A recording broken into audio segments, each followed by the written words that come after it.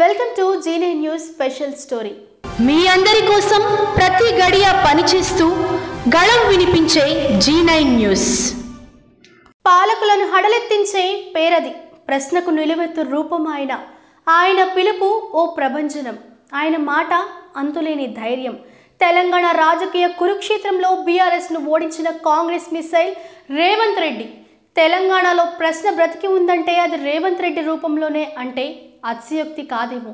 తాను చేసిందే చట్టం, తాను రాసిందే శాసనం అంటూ నియంతలా పాలిస్తున్న కేసీఆర్ను ఓడించిన పొలిటికల్ హీరో రేవంత్ రెడ్డిపై G9 న్యూస్ అందిస్తున్న స్పెషల్ స్టోరీ. 1969 నవంబర్ 8న నాగర్ కర్నూలు జిల్లా కొండారెడ్డిపల్లి గ్రామంలో రేవంత్ రెడ్డి జన్మించారు.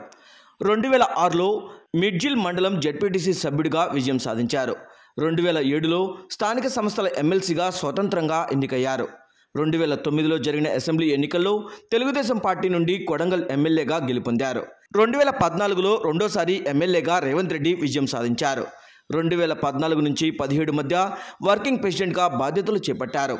2017 అక్టోబర్లో టీడీపీకి రాజీనామా చేసి కాంగ్రెస్ పార్టీలో చేరారు. అనంతరం 2018లో టీపీసీసీ వర్కింగ్ ప్రెసిడెంట్గా ఎన్నికయ్యారు. 2018 డిసెంబర్లో జరిగిన అసెంబ్లీ ఎన్నికల్లో కొడంగల్ నుంచి పోటీ చేసి ఓటమి పాలయ్యారు.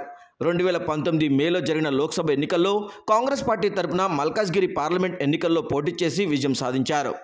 2021 జూన్ 26న పీసీసీ అధ్యక్షుడిగా రేవంత్ రెడ్డి బాధ్యతలు చేపట్టారు. అనేక సవాళ్లు, అపనిందలు, అలకలు, ఫిర్యాదులు రాజకీయాల్లో ఎదురవుతాయి. ఎదురుదాళ్లకు అంతే ఉండదు. కేబినెట్లో మహిళా ప్రాతినిధ్యంపై గొంతెత్తిన మిషన్ కాకతీయ, మిషన్ భగీరథ కమిషన్లపై ప్రశ్నించిన ఆ గొంతు రేవంత్ రెడ్డిదే. అడుగడుగున కంట్లో నలుసులా మారడంతో చివరికి రేవంత్ రెడ్డిని కేసీఆర్ కుట్రపూరితంగా జైలుకు సైతం పంపిన పరిస్థితిని రాష్ట్రం మొత్తం చూసింది.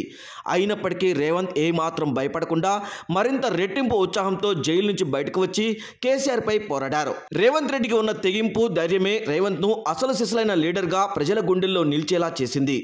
తెలంగాణ కాంగ్రెస్ అధ్యక్షుడైన తర్వాత రేవంత్ రెడ్డి మరింత దూకుడుగా వ్యవహరించారు. దళిత, గిరిజనుల కోసం దండోరా, నిరుద్యోగుల కోసం జంగ్ సైరన్ వంటి ఉద్యమాలతో కేసీఆర్కు కంటి మీద కునుకు లేకుండా చేశారు.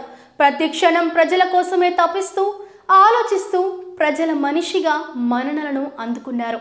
2024 ఎన్నికల్లో క్లీన్ స్వీప్ దిశగా అడుగులు వేసి బీఆర్ఎస్ను ఓడించి తెలంగాణలో కాంగ్రెస్ ప్రభుత్వాన్ని తీసుకువచ్చిన గొప్ప నాయకుడు రేవంత్ రెడ్డి.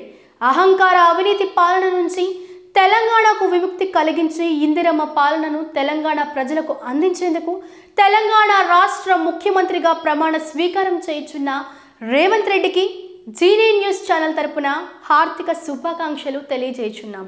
ఇది ఇవాల్టి స్పెషల్ స్టోరీ. మరిన్ని అప్డేట్స్ కోసం చూస్తూనే ఉండండి G9 న్యూస్. నేనొక నిజం, జరిగే యథార్థాల అగ్ని పర్వతం. జననం మరణం మధ్య జరిగే నాటకానికి నేనే సాక్షిని. సగటు మానవుని గొంతుక నేను.